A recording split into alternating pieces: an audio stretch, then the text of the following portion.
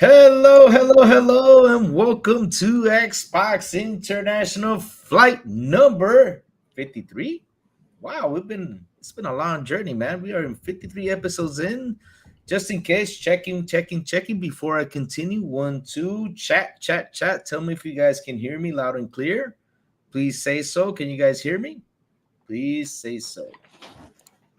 So, man, long journey, episode 53. Let's have some fun today and let us introduce this young lady who crushes horror games on Sunday evening, the one who does awesome interviews on Shades of Purple and also gives her opinion of the world of gaming in purple shades, the beautiful, the young Miss Purple Haze. How are you doing today?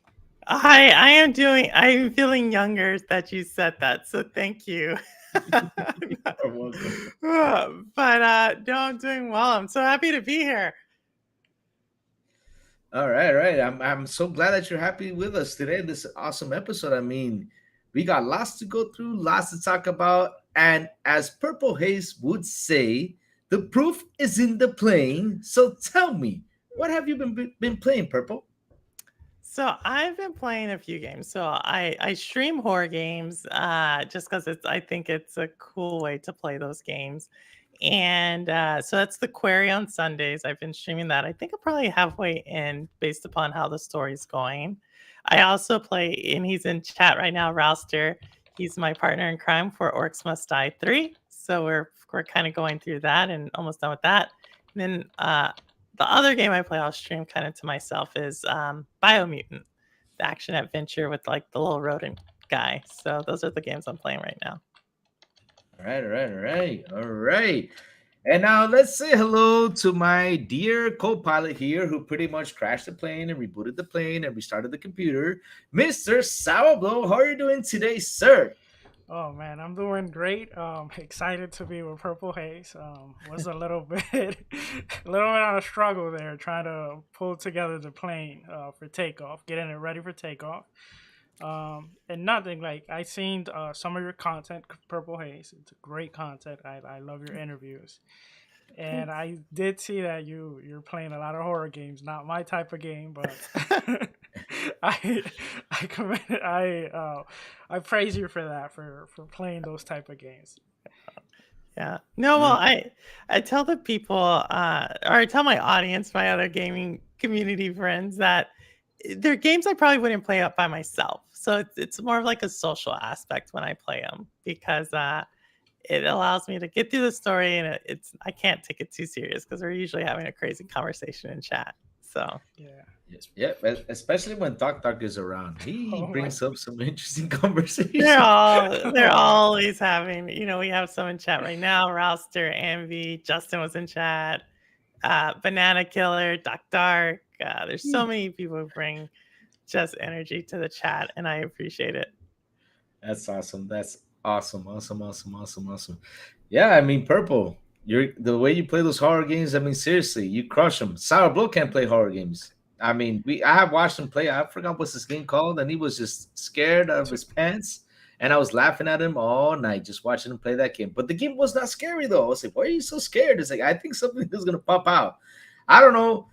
Even with Dead Space, he was even scared to play Dead Space. Did you beat it, Sourblow though? I beat it. Yes, I Oh, did. there you go. That's a good one. That's a really. And I've seen that one. I loved it. I want to find time to replay it because I want the second ending. But I love it. Oh, The thing with horror games for me is that I like playing games that at least give me something to defend myself. Like I was playing, what was it? Visage, I think it's called, or Visage.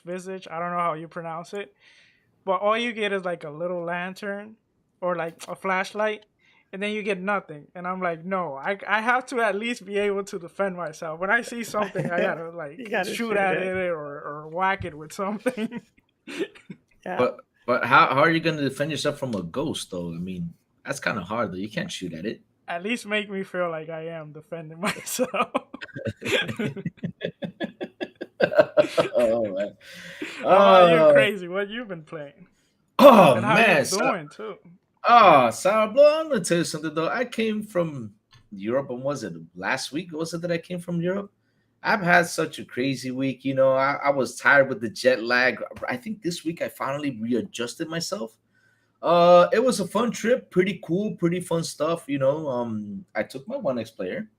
You know, I played a lot of Persona while I was flying on the airplanes because I'm gonna tell you something though. I took like 8 planes, man. It was insane. 8 planes and I don't know how many trains. All I know is I'm tired of flying, man. I'm tired of flying. But yeah, I was playing Persona 5 hours away, and when I got here, sat down on my Xbox again and started playing, my Red Dead Redemption, which of course, I keep on loving that game. That game just awesome, awesome, awesome, awesome, awesome. And also, I started playing Atomic Heart, man. That Atomic Heart, Sourblow. I mean, it really does feel like you're playing Bioshock. And I Oh, think this, I don't know if you beat it. I don't know how far you guys are into it, but I mean, for me, I think it's a better story than Bioshock. hmm, I don't know about that crazy. Well, I'm not that far, but I don't know Hmm. about that. But it is a cool game. It does give me Bioshock vibe, and it also reminds me, like, it gives me a lot of like relationship to like what's that movie called? I Robot, with, like Will Hmm. Smith. The way the robots kind of like move. I thought that was pretty cool. That's pretty cool. Oh yeah, Have you been that playing it, Purple Haze, or have, No, so this is for Atomic Heart. yes? No, so the Atomic Hearts, I'm watching someone play it on stream. So Ronan Storm, who also plays a lot of Xbox, I'm watching. He does playthroughs, and so I'm kind of watching his playthrough of it right now. Okay. So not playing it myself though. Have you played Bioshock though? I played a little bit of Bioshock, That so but not all the way. not But your I style? heard. No, I think it would be my style. So it's just that it's like kind of at that level of game where there's other games I want to play before it. And Okay, if I get to it, eventually it'll get to it. fair, fair. hmm. Yeah. Awesome, awesome, awesome. So now I'm gonna pitch it to Sourblow because he's got a security screening going through. So Sourblow, take it away, my dear brother. Okay, before I start, I would like to say, um, based on some notes we gather, I have some information that you are a veteran. So Yeah. thank you so much for your service. And because of previous issues we've been having in our flights, we're obligated to do some security screening to our new passengers before we go on our flight. So we will ask you a few questions to determine if you can board the plane or not. If that's Okay. okay with you. That's fine. Okay, so the first question, this one is a hypothetical question. You're in the flight, or you're on a flight, and you decided to sleep for the duration of the trip.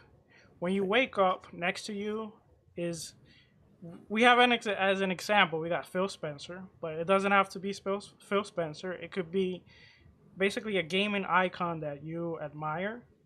That person is sitting right next to you, and you have 2 to 3 minutes to introduce yourself and to give your elevator pitch of who you are. Now, who would that person be, first of all? And then give us your elevator pitch of who is Purple Haze. Yeah, so it'd be Miyamoto from Nintendo, the creator of Mario Brothers. The developer there. Um, and this is ideally his interpreters right next to us. And I would just basically tell him, hey, really great fan of your work. How did you kind of come up with these different games? Like what has inspired you besides nature? Like what continues to make you go on? Because he is pretty old. And so um, what do you think your future holds after gaming? You know, obviously they just opened Nintendo World in West Hollywood. So I would probably ask him some questions about that and the plans for their expansion, but just really telling him I'm a really big fan of his work, and it's an honor to sit next to him. Wow, I'm really surprised because we were just talking about horror games, and then I was expecting maybe you mentioned someone else, and then when you were like, "Oh, the creator of Mario," I'm like, "Oh." No, That's really like different from what you're playing right now. Yeah, no. Well, like I said, no, horror games are probably. I want to know what happens in the story, but as far as playing it on my own, I'm not sure I would play it on my own, right? And that's why I do it in front of like an audience, and the audience is there, and I can talk through it. But as far as like games that I think are really innovative, the art style, and that I think have just tradition, like most of us have a Nintendo story, and I think most gamers have been touched by Nintendo in some way. And so I think, paying homage to who I think is probably the greatest game developer ever, I think is what I would do. I know somebody in the chat who would agree with you on that, and his name is Silent Cypher. He's gonna get me for that. I know. I know Mr. Dark is a big Nintendo fan. He loves. Oh my God, he loves Nintendo. Now, before I go to my next question, I saw a short. Actually, I saw a couple of days ago of someone that they went to I think it was a Walmart store, and they saw like the Mario Kart for like a kid, and they actually bought it and they drove it yourself. Would that be something you would be willing to do? I mean, maybe. I don't know. I like Nintendo a lot. I'm not sure if it depends on how much space there was. He actually drove it and he tested the different speed, and then he did he drifted a little bit. That's hilarious. Super cool. It sounds super fun. Like, wait, I definitely think there's a Mario Kart go-kart. Yeah, well, it's for like kids, but he went in it and he drove it. Yeah, he actually looked at like the characters when they're driving like the N64 like Mario Kart, like you see them, they're bigger than the car. They're bigger than the cart. Yeah. No. Well, they did just open, like I said, they just opened Nintendo World here in the US. It's been opened in Japan, and they have plans to open up a Donkey Kong expansion. So I think there's a lot of exciting things for Disney. I think they're opening one in California. Yeah, they just opened it. They just opened it last week. Yeah. Oh, nice. So, but it's only Mario. There's hints to some of the other franchises, but there's only Mario. So there's kind of a conversation of why'd you not call it Super Mario Land versus Super Nintendo Land, and so hopefully they expand on it. All right. I think I can tell you why, because since Mario is such a big name, that's why they call it Super Mario Land. I mean, I think Mario it's got a bigger name than Nintendo. Probably. Well, they call it Nintendo. It's called Super Nintendo Land. It's called Super Nintendo Land. They didn't call it Super Mario Land, even though it's about 90 to 95% Mario and like Mario themed worlds and so forth. But I mean, it makes sense, right? Like I think Nintendo, to me, like, and I think it slipped out earlier, Nintendo conveys like a Disney kind of nostalgia to me, and except for video games. And so you wouldn't call it like Mickey Mouse Land, even though Mickey Mouse at one time was probably bigger than Disney. So I could see them adding on to that, adding on Zelda, adding on Pikmin or Donkey Kong or Kirby, Pokemon. You see, I thought it was called Super Mario. Super Mario World? I thought it was called that. Wow. Super bad. Nintendo Land. Super Nintendo Land. Oh, Super Nintendo Land. Super Mario Land. My bad. I thought it was called Super Mario Land, though. Oh, well. Super Nintendo World. Yeah. Super Nintendo. Oh, my God. All right. Well, here I go with the next question. This one's a little bit harder. So we have that Constellation has chosen you to pick 3 games that will go into space in a time capsule as a means to introducing other life forms to our planet. What 3 games would you choose, and why would you choose these 3 games? Basically, the 3 games you will ship out to outer space, and it will represent us, or represent what you would like to send outer space. Oh, that's a hard one. 3 games that I ship out to outer space. So I would have to, and it represents like us as a planet, or represents just in general? I kind of got lost at the question. Sorry. So Constellation has chosen you to pick 3 games that will go into space in a time capsule as a mean of introducing other life form to our planet. What 3 games would you choose and why? Oh my gosh. I mean, it's like a philosophical question. It's like, how smart are these other people, right? So I would give them a broad range, right? I would give them probably Zelda because I think that's like probably the greatest gaming franchise of all time. I would probably then also give them something around the level of like a Pac-Man because it's like kind of a simpler game and something I think a lot of people. I think Pac-Man draws you in, you know. And then I think the last one I would give them. I wouldn't want anything violent. So, oh my gosh, what would I pick as my last game? Oh, this is a hard one. I don't know.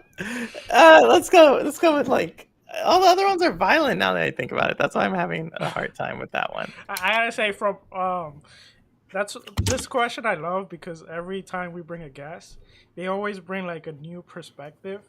Like no other guest had mentioned like we don't know the intelligence of the person that or the aliens that will find these games. So you actually thought about that, and it's kind of cool that every guest thinks about something different. Something different, yeah. So I get Zelda for like kind of like it's a harder puzzle game. It's a person. It's kind of that. I think Pac-Man, and then I think probably something like Candy Crush. Okay. Hmm. Yeah. Interesting. My wife plays Candy Crush. No, it's a very popular franchise. Like stuff that I think that represents a pretty broad, like older school, like newer, probably very addictive gaming, and then something very complicated. I guess I could put a platformer in there. Maybe that's what I would switch out with, but I think Pac-Man satisfies that. But I don't know. It's a good question. Okay. Well, you have passed the security screening, so you're welcome aboard. So now I'm gonna pass it to Captain Lou, so he can give our the flight itinerary.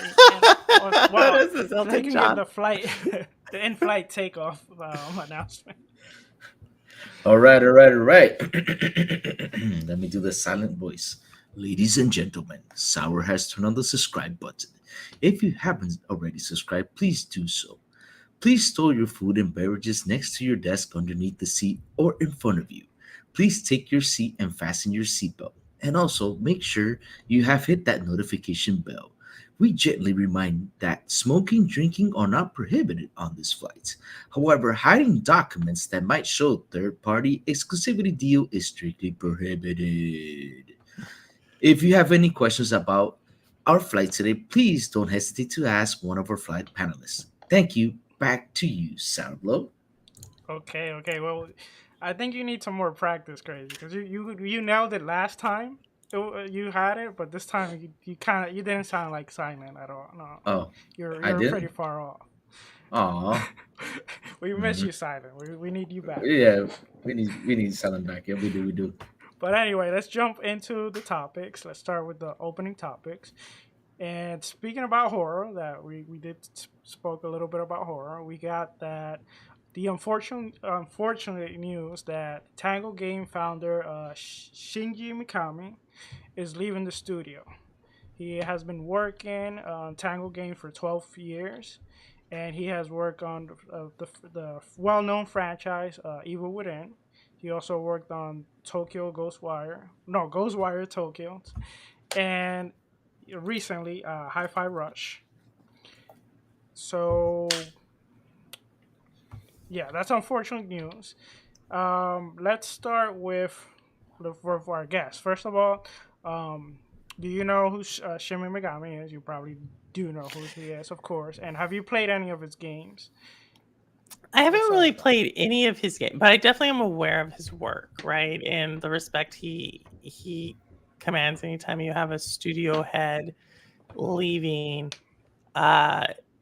it's obviously a big news story, especially one who just had probably one of the bigger games just launch. Fun fact: Hi-Fi Rush has had more players in the first week than any of the Game Pass games from 2022. So I think that's a testament to what he was able to do there. So you're telling me you have not played Evil Within, Purple? Evil Within, I haven't played it.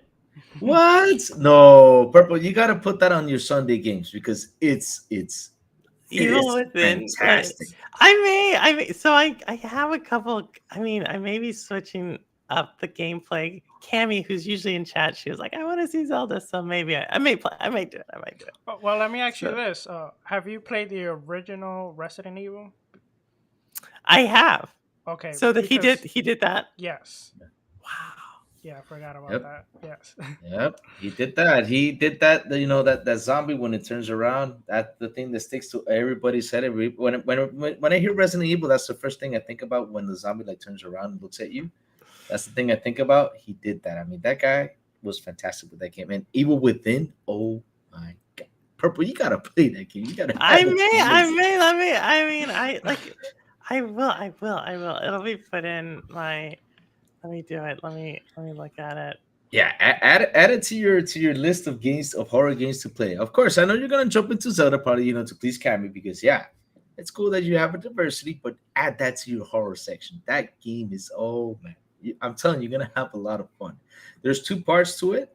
Both of them are great. I don't know which one is better than the other, but all of them are great. They're great games. Have you tried Hi-Fi Rush? A little bit. Did you like what you played of it? So I'll say that I think it's a good game. I wouldn't say it was for me. It's like, again, for me, I only play so many games, and so it has to be like way up here, and I don't think it reached that bar. So it goes into that category where I watch someone else play it. All right, I gotcha. So anyway, Shigeru Mikami, he had already mentioned that he was thinking about retiring, and now he announces this. But I did a little digging in, and it seems that he also has a friend who's working. His name is Tatsuya Minami, which I think they work together on Resident Evil, and he's currently working at M2. I think it's Industry or Inc. Or Inc. Yeah, that's the name of the studio, and it's a backup studio for Capcom. So my theory is he's either is retiring, like he mentioned, or he will join his buddy. Now, my question was for you. Let's start with you, Lou, on this one. Since you played some of his old game, he really helped on Hi-Fi Rush, but he wasn't really like the main lead. Which is we saw the main lead actually on the. I don't know if you saw the video when they introduced it and everything, and he gave him the announcement. Do you think that, first of all, Tango Games is in good hands now? Since we saw the success of Hi-Fi Rush, and do you think this is a good avenue for Tango Games now that they seem to be drifting away from horror games, which was their special area?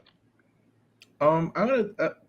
You asking me that question? I'm gonna tell you something though. He's been wanting to retire for a while. I mean, this is not like new news. When he decided to depart, I was like, oh, okay. He was talking about it since 2020. I think he was talking even behind that he wanted to retire. If it's in good hands, Sour, I think the reason why he did not retire was he wanted to prepare everybody in that studio to leave it in good hands. I think he wanted to have everybody ready for his departure, because like I said before, he was talking about retiring. He was tired, because he's 50. How old is he? 52 years old, something like that. I forgot how old he is, but he's pretty tired of working on. I think, I'm thinking he's pretty tired of it, because he said it. He said he's just, he's going to work on one more game and that's it.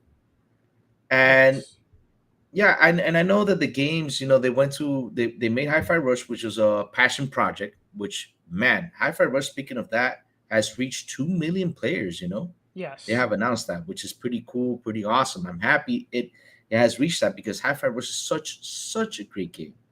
And Sourblow, I think they're gonna. That's a good thing because they're gonna stick in between. They're gonna keep on doing the horror because they gotta bring people within three. It's something that people want. It's something that people crave. And yeah, I think it's gonna come out pretty good. I think what they're doing is pretty good, and I'm happy that they have a diversity now, not just one thing, and that's something that's good because studios should take those good risks to get people, enthusiasts with their studio with their games. I mean, Okay. Okay. Well, jumping into our next topic, we got Forza Horizon 5 Rally Adventure is available March 29th. Now, they announced six new biomes, new campaign mode with three rally teams, and you can compete across dirt, asphalt, and challenges nighttime scenarios. We got new co-driver navigator callout, expanding events, event labs props. We got new Horizon Rally HUDs, which we have like mini leaderboards, pace note, etc. 10 incredible new off-road machines, new music of players and empathy radio, feature enhanced visuals over the base game, and complete destructible forest. Now, I saw you shaking your head, Purple Haze, and I think the Forza team has been incredible, and they have been adding content after content. It's amazing the amount of work and effort they have put to this game. Um, First of all, are you excited for this game, Purple Haze, like for this new update? And how much have you played of Forza so far? Have you played So I've played Forza a few times. Okay. And so usually and I think I was spoiled when I first played a Forza game because it was like an actual someone like built a sim out of it, with like gear shift and everything, like an actual sim to play the game. And so ever since then I don't want to play it unless I have like the entire setup. But I think as far as Forza goes, I mean, they obviously are leading the pack when it comes to race games. I still remember when they first came on the scene. And so, and I think this is a huge like update, right? To the fact that they're pushing it and for sure for the rally side of car racing, which I think sometimes can be fun, but can be kind of feeling arcadey. I think this is really cool to kind of to bring some of that realism as well as still have some of the arcadey feel to it. All right. How about you, Crazy? I see you got your helmet ready. You know how I am about Forza, man. I mean, of course, I always get excited when we talk about Forza. I gotta wear the helmet, man. I mean, Forza Motorsport. Oh, I mean, for not Motorsport, Forza Horizon 5, man. When I saw that DLC, I got hyped. I was like, yes, more stuff for us Forza Fridays to play at, man. Really, I am excited. Really, I am happy that they keep on delivering content. Man, Forza is such a fun game to play with friends, such a fun game to hang out with people, man. Really, Forza is the best. I mean, I'm telling you, we're like 10 people playing on Fridays, and that new DLC coming up, man. Oh man, I saw that. I was wow, I was just amazed. And they're going rally. Oh man, they should add this guy that he passed away. He's such a good racer. What was his name? He does all these cool YouTube videos. Stone, something like that, I think. You know who he is, right? That he does all the drifting, all those cool videos. I think they did like a video that was kind of like towards him, like I forgot. Yeah, they need to add him into that DLC. If he goes into that'll be Ken Block. They should add Ken Block into that game, man. Okay. Really add Ken Block. Ken Block. Oh my God, they gotta add his car. Ken Block. Add him in there. Yeah. That would be pretty cool if they do for that Rally Edition stuff. And also, something they need to do, since right now they're talking with Nintendo, they should also add Mario Kart stuff in there, man. Can you imagine you have a Mario Kart, theme in Forza? That would be freaking awesome. That would be awesome. Now, um, the video that I'm talking about was a tribute video to Ken Block. It's on YouTube. Now, you kind of took away a little bit of my question, my final question for this topic, Oh. and is where do you want where do you want Forza to go next? Like Forza, like the arcade, like Forza Horizon. Like where do you see it go next? You mean like a place or? Like Forza Horizon 6. Like what do you want them to add or to be different? Oh, Like you mean like to go to another place like they usually do? it They could be choose a. anything. It could be like a place. It could be a Hmm. feature, something that you would like for them to add for Forza Horizon 6. I would go for Japan, man. They should do Japan. Yeah, They should do Japan. I would definitely love that. Tokyo, Yeah. have that Tokyo Ooh. feel like Fast and Furious 3. Mm-hmm. That would be Mm-hmm. amazing. How about you, Purple Haze? Anything that you would like them to add? I mean, as long as they continue to innovate, right? I'm not gonna say like I spent like hundreds of hours in the game, so but I think it's anything that continue. I think they're pushing the racing genre forward. So like whatever they do to innovate, I trust them. Yeah. So as long as they continue that spirit, I'll be happy. Yeah. Well, let me add one more question, because some of the teams actually left and created a new studio called Maverick. What do you think? Do you think this will affect the Forza team, first of all, and second of all, what do you expect from this like Maverick team? Do you think it will be the same since they don't have the backing of Microsoft, or you think even though they might have some talent over there that they could be affected? I mean, so the thing about, and this kind of goes with the previous story we talked about. The thing about gaming is like as soon as a game, like it is so much about the team more than anything. So to of course it's going to have an effect. I think will it? It's who left? You know what? Who's remaining on the team? But you know, I'm interested in what the studio is doing. Obviously, I doubt they're doing a racing game. And yeah, that's how I feel on that one. How about you, Crazy? You have anything to add, or you feel the same way? What was the question again? Was I went far away? You know, I go far away sometimes. What was Yeah, the question? we know you Yeah, drift. no. Yeah, I drift. Yeah, just What? like yeah. Okay, so there was actually two questions. I kind of cheated there. The Okay. first one was, do you think that because some of the developers left and formed this new team, do you feel the Forza team could be affected? And then the other way around, do you feel that even though these talents they left, they created their own studio, they wanted to make their own game, but do you feel they could be affected because they don't have the backing of Microsoft? Hmm. Could for the team of force to be affected? I mean, when when developers leave, of course, they kind of get that effect. But look, we're gonna have to wait and see in motorsport. Yeah. We have to wait and see motorsport on if it actually does affect them. Well, And Motorsport is a different team, so that oh, it's a doesn't different affect. team. Yeah, yeah.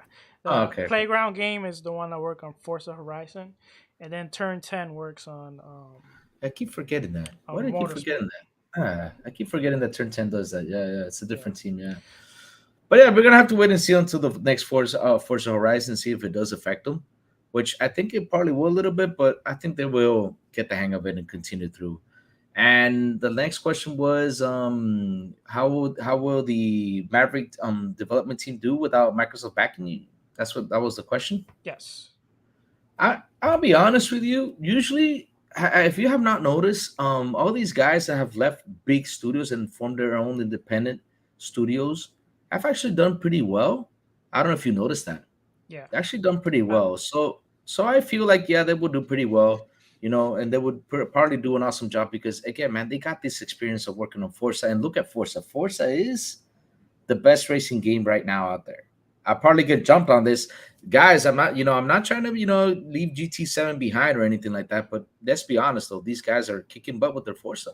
Forza's actually doing a pretty good job, so they're gonna probably do really good with their own studio. I have a feeling they will. Yeah, I personally think that, like Purple Haze said, the team itself, the culture, that has a lot to do with game development. And if you have a great culture, you can create a great video game. I think not having the backing of Microsoft, sure, it could affect them like economically.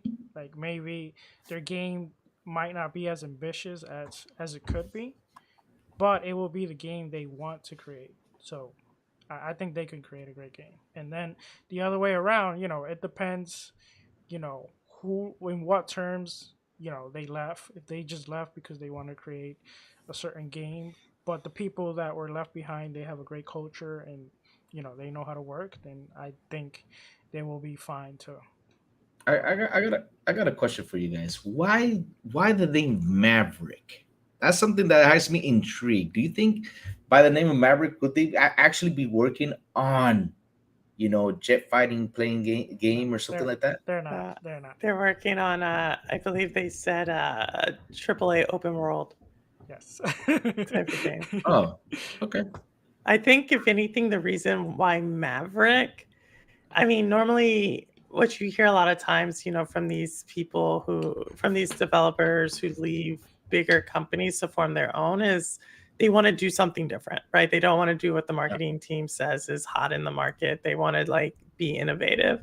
So I wouldn't doubt that they're trying to like really chase, live up to their name to do something that probably they were told they couldn't do. Yeah, That's my guess. I agree with that. So moving on, we talked a little bit. You talk about GT7, which is Sony. So let's talk a little bit about the state of play. I don't know if you guys got to catch it, and here's some of the key points. Uh, they started the show off with some VR games, and then after that, in no particular order, we had a showcase of. They showed Naruto versus Boruto, I guess, Ultimate Ninja Connection.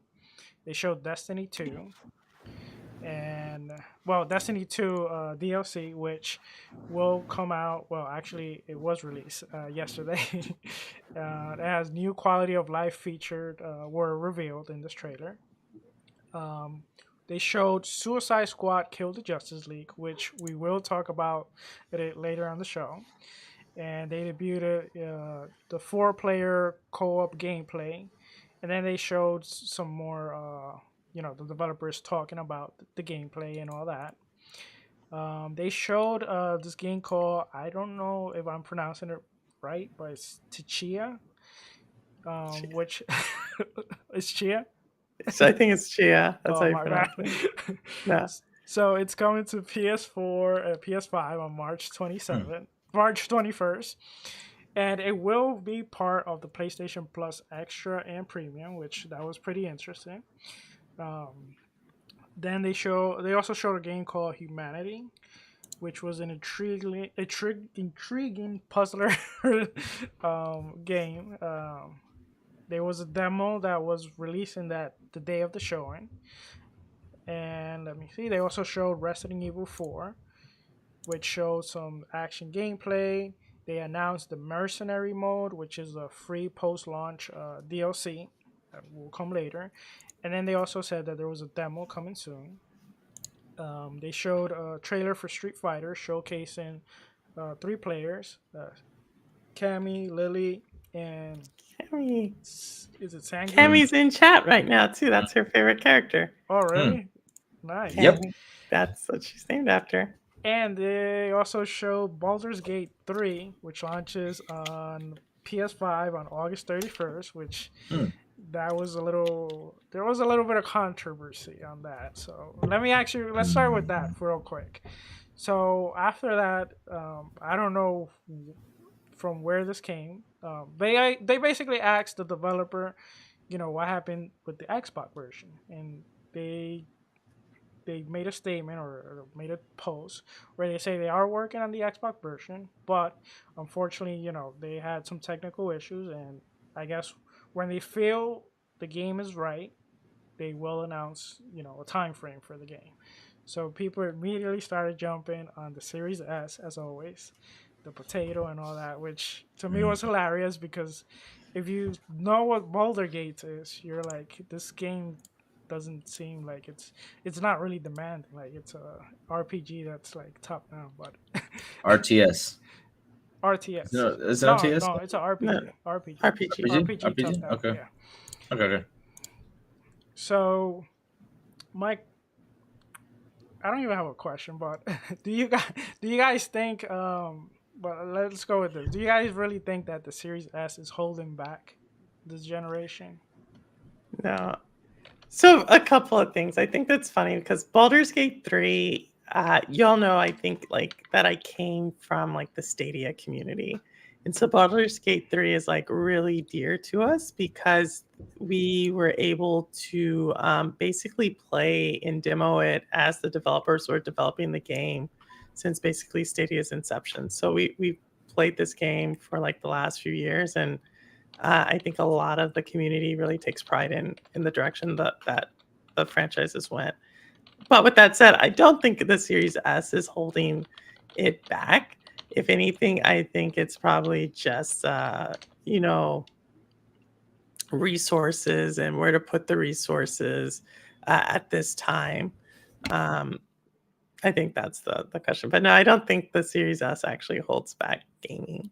I think Crazy Lou is holding back game. Yeah. Yep. I'm the one holding it back. I this is what I found weird, though. This is what I found weird, right? They did the showcase, and I'll be honest with you, I don't even know what the heck was going on that day. I don't know. Twitter like blew up. Like all of a sudden it was like a time bomb. Everything blew up.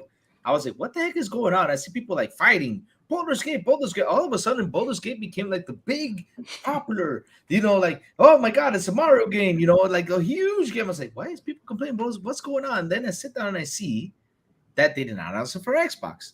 And all of a sudden, like out of nowhere, which like always, I find this weird, they come out and say, oh, we are developing for Xbox, but hey, we're having issues developing with the Series S. It's Series S' fault. Always the Series S' fault.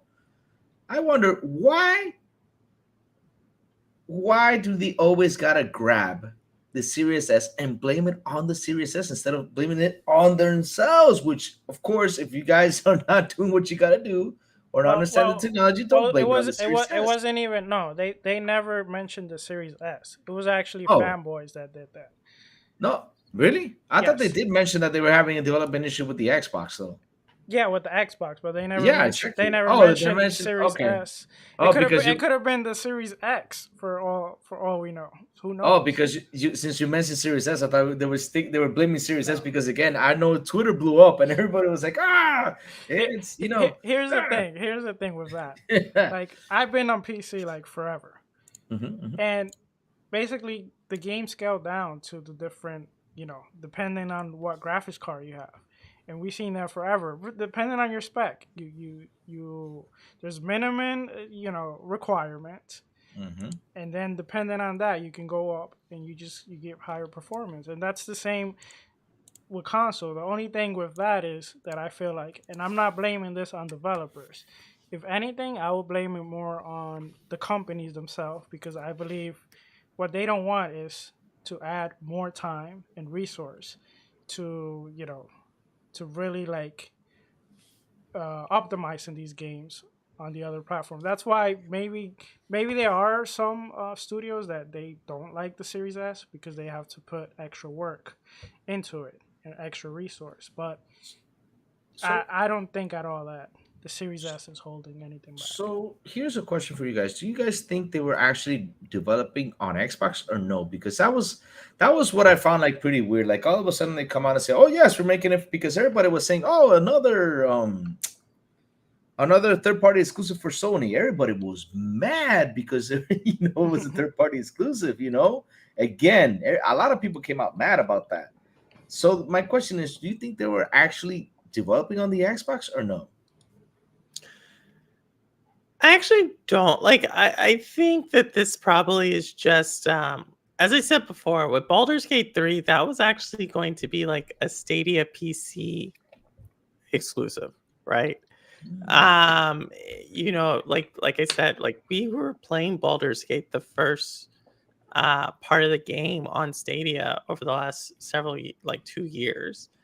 And if we think about most of the Stadia team who left when Stadia had a studio, you know, that was led by Jade Raymond. And where did Jade Raymond go? She went to PlayStation. So I would not be surprised if they just went to where, like, once Stadia shut down and it was no longer a Stadia PC type of deal and they needed console support, they went to familiar faces, which are now at Sony in Haven Studios. Okay, well, last question about the state of play. First of all, like, I wanted to know what were your highlight on the state of play. Like, what really caught your attention? Let's start with you, Purple Haze. Wayfinder. What was that again? Wayfinder. It's done by Airship Syndicate. Was that one of the VR games? No. It's Airship Syndicate. No, it was the Tetris game. Was it? No. It's like now you got me curious. I don't remember this. Yeah. Oh, Wayfinder. Like Wayfinder, like Wayfinder, Wayfinder. It's an RPG, and it's like where you can work with friends to like that co-op type of RPG. Is that game that to me it looked a little bit like Warcraft, like World of Warcraft. That's what I thought maybe it has that. I mean, I like that studio. They're based out of Austin, Texas. They did Darksiders. That's the team. Genesis. Okay. They did Darksiders Genesis, and the creative head is one of the creators of the Darksiders series. So a lot of that group is there, and I find that franchise, I like it a lot. So I've been looking at that game for about a year now when they first announced it. Oh wow! Now you got me like intrigued with that, so I'll keep an eye on that. Yeah, good thing it's coming for PlayStation and PC. Okay, it's not coming for Xbox. I'm sure it'll come to Xbox. I mean, Airship is not like I think it's just a resourcing issue. If not, I'll jump on it on PC if it catches my interest. But how about you, Crazy? Like, anything caught your? Oh, Chia game caught my eye. Chia. Chia. You remember that, Purple? Chia. Yeah, that game does look interesting. Yeah, it does. I'll be honest with you, that game, I've been watching it, for a while. It's actually pretty cool that you can get into the animals, do a bunch of things, and it looks really interesting. I really want to try it out. And with Suicide Squad, man, I had we'll talk about that. Hold it. Okay. We'll talk about that later on. Okay. Well, yeah, it was. I mean, not what everyone expected the showcase, but there were some things there, I guess, for everyone. But anyway, let me throw it to you for the poll of the week. All right, it's the poll. Crazy's poll of the week. Oh man, I gotta work on that song, man. Really, I gotta work on that. It sounds really horrible. Sorry, guys. I'm working on it.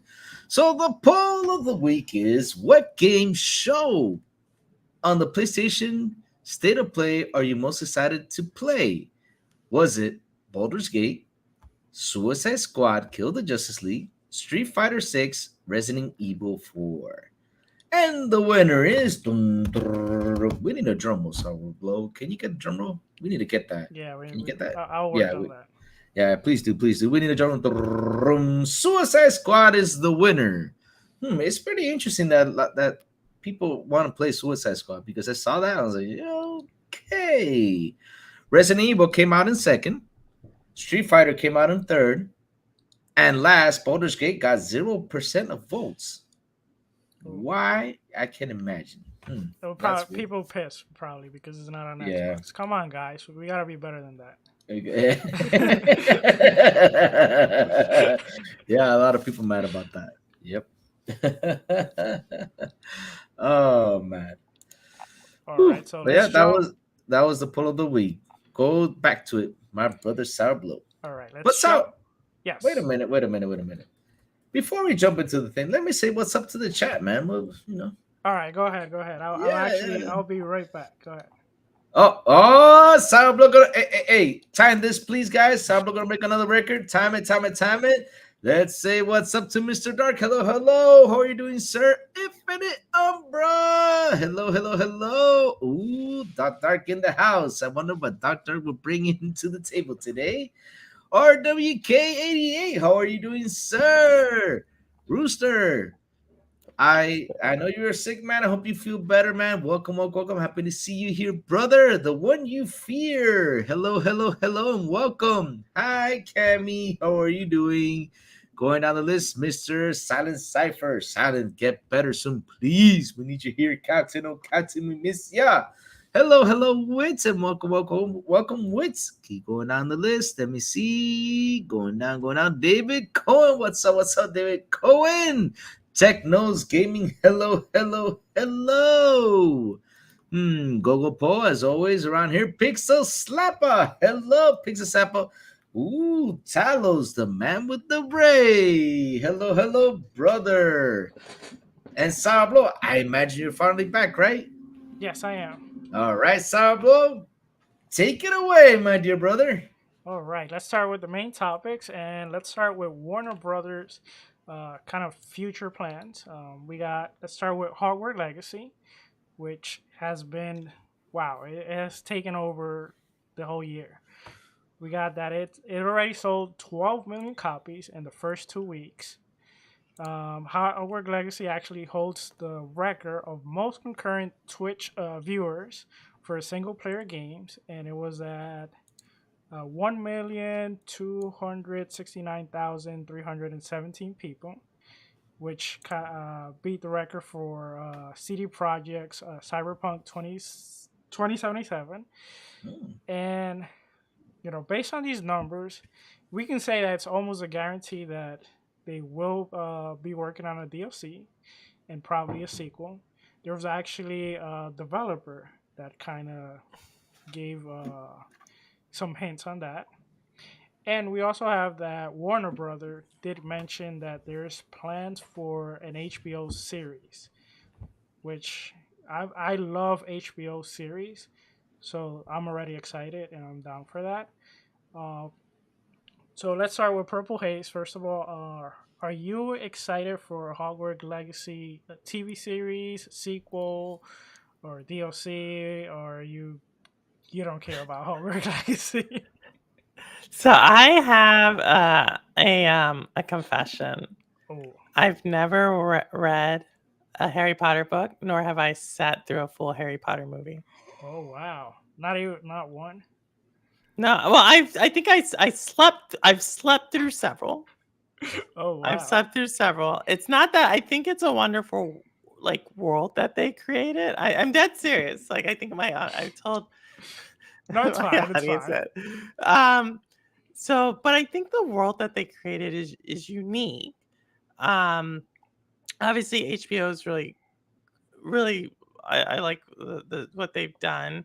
Warner Brother Discovery, right after they spun out of AT&T. So I think it's pretty cool. I think what Warner Brothers is doing is really cool. I know we're going to probably talk about another Warner Brothers franchise here in a second. So yes. I'm really excited to see, what last year there was a lot of talk about, what was going to happen to all these franchises and what was going to happen to HBO Go or HBO Now. And it's really great to see, you have two good news stories around gaming with Warner Brothers Discovery, and I'm excited about that. Yeah.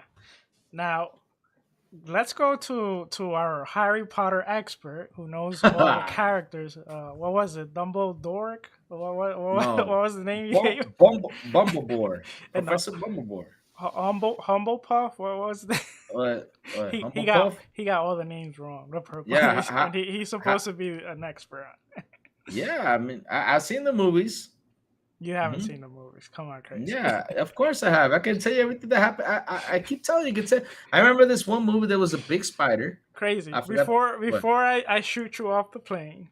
Okay. Tell me, are you excited for a sequel, DLC, and Harry Potter movie? Are we gonna see you doing some Twitter trailers and stuff like that, like the Evil Dead one that has never released? You know why I didn't do a Harry Potter thing was because I was away. I was in Germany that week, so I kind of owe that Harry Potter thing. Yes. So I gotta wait for a DLC to do it. So yes, I gotta wait for that. But for Howard Potter, right? Am I excited for a DLC? I'll be honest with you. I don't want a sequel. Why I don't want a sequel? Because for what? You got the whole world right there. Yeah. What's going to be the sequel about? Why don't you just add more content to it? Just make it a big game, which is a lot more better than for you adding sequels or for what? Just add new traits to the characters, add new weapons, new Alakazam, whatever, Abracadabra, whatever the names are called, right? I don't know. The expert. You can add. I'll help you out a little bit. You could add new like magic moves, like like new spells, and you could add new places. Yeah. I agree with you there. I would love that. And because I'm gonna tell you something though. It's amazing the impact it got, especially with all the negative stuff it received. It received so much negative backlash that I think with all that negative backlash, I think it got a little bit more popular because of that. I don't know why negative brings out always a positive thing, which is true. Which, dang, man, I mean, telling you, this game has done amazing. It's been an amazing thing. I mean, HBO just grabbed it to do a TV series, which I wonder who's gonna be the wizard. Would it be Pascal? We're gonna be the wizard or something? Because he's always in everything though. Yeah. Oh yeah. Pascal is everywhere though, so it probably be Chris Pratt. Chris Pratt? Oh, can you imagine? No. Or partly Henry Campbell. or The Rock. Did you hear The Rock might play Pirates of the Caribbean movie? I was like, no, please don't do this. No. What? No. Okay. But anyway, add into Hogwarts Legacy before we move on. I think the world is amazing. And I agree with Crazy. I think they should rather add things. And I think something that would be pretty cool and amazing if they could add this is because they let you. One thing that I like is that you're not playing as Harry Potter or it's one as a character. You basically create your own character and you jump into this world and you create your own story. One thing that would be cool if they would create, even if it's like, a separate like server where you can take your wizard into that world and you can jump with friends and you can kind of like go together and explore. You can play Quidditch. They should add Quidditch and add like Quidditch. Quidditch, isn't it called Quidditch? Is it Quidditch? Ain't you the expert? You should know this. It's Quidditch, isn't it Quidditch? No, not Quidditch. It completely starts with a Q. Like 100%, it starts with a Q. Oh, okay. But yeah, they gotta add that into that because I mean that's something that's missing from the game, and a lot of people are asking for that Quidditch type of thing, whatever it's called. Oh my God. Yeah, they're asking for that. They gotta add that in there. Oh my God. Anyway, jumping into our next game, which was presented on the State of Play, we got Suicide Squad Kill the Justice League. Now, they show some gameplay which show that it's focused on 4-player co-op, and it's an open world. You play with members of Task Force X. You can play as King Shark, Harley Quinn, Deadshot, Captain Boomerang. You all know this. And you have special abilities and different play style, which to me they look all the same. But so the story, we learned a little bit about the story. We got the supervillain Brainiac is attempting to invade the planet, and they brainwash the Justice League. With this cast of character, you're tasked to do something none of us would think possible, and it's kill the Justice League. It releases May 26, 2023, and here's some of the fun facts we learned. So you can play it as co-op, or you can play it as single player. Friends could drop in and out. I thought that was pretty cool. You can jump between different players when you play it single player. And the battle pass, which everyone was scared of, will be solely for cosmetic items. Kevin Conroy has been confirmed as the voice of Batman. That's pretty cool, also. And we got Harley Quinn veteran voice actor Tara Strong is resuming her role once again, so she will be voice acting. Crazy. Do you know who's doing King Shark voice?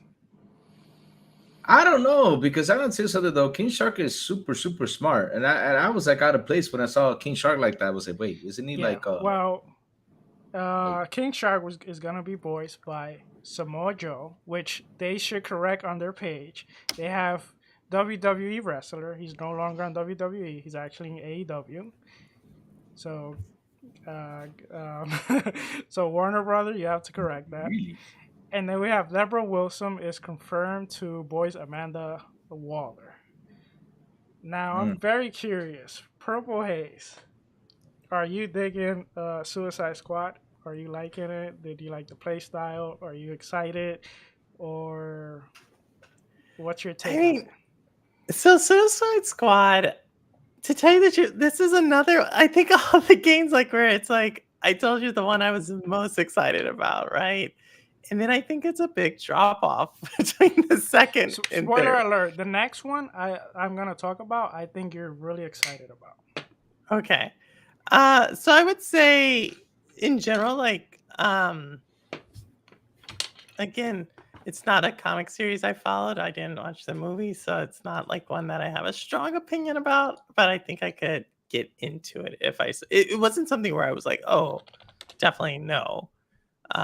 So I'll say it like that. Okay, how about you, Crazy? I see the chat going wild. Yeah, I'm just laughing with the chat. Oh my god. I'm just looking at the chat and thought they're making on purple. I'm like, I can't even see. I'm like, purple's always smiling. I mean, I don't know what's going on. Oh my god. I'll have to come back and rewatch. I don't know what they're saying. You don't know what they're saying? Oh my god. Thought Dark is saying that you're always smiling, you know. Doc Sack. Yep. Dark, yep. Oh my god. I don't know. Okay, well, what was the question, Sourblow? Sorry, because I got distracted. Are you excited for Suicide Squad? What is your thought on Suicide Squad? I'm gonna tell you something though. I saw Crackdown. That's what I saw. I'm not saying it's gonna be bad, but it's way too different than what I'm used to, you know, with Rocksteady, you know. So yes, let's see what's gonna happen. But it was I like the idea on how you can play all four characters. Like you can switch around, jump. Okay, let me grab what's this shark's name again? King Shark. You can grab what's the other guy's name? Captain Boomerang, is it? Captain Boomerang. And Harley then you Quinn. have Harley Quinn, of course. Harley Quinn is always everywhere. And then you got Deadshot. Yeah. I like the idea you can do all that switch around. And I like the how they started with the game. They explained because you saw King Shark like flying, you saw Harley Quinn teleporting and all that stuff. And the cool thing is they went into the Batcave and they got some equipment from Batman, and that's why they were doing all these cool moves. But yeah, I have to wait and see because this is totally different from what I'm used to play. So let's see what happens because it looks like pretty much like it's got like what's this game called? Army of Two inside of it. Lots of shooting, lots of crazy stuff going on. So let's see what goes on. Yeah, personally, I didn't like it. It had like I like the animation and the gameplay looks pretty good, but then I didn't like the world. The world looks like it looks too generic, and it's full of colors and it's full of like me shooting like little bubbly colored circles, and then everyone looks like the same. They all can fly and they all got guns, and like I don't know, it didn't catch my attention. But something that I believe our guest has full attention on is Mortal Kombat 12, which was mentioned. So Mortal Kombat 12 is coming later this year. the CEO and president of Warner Brother, announced Thursday during an investor call. Right.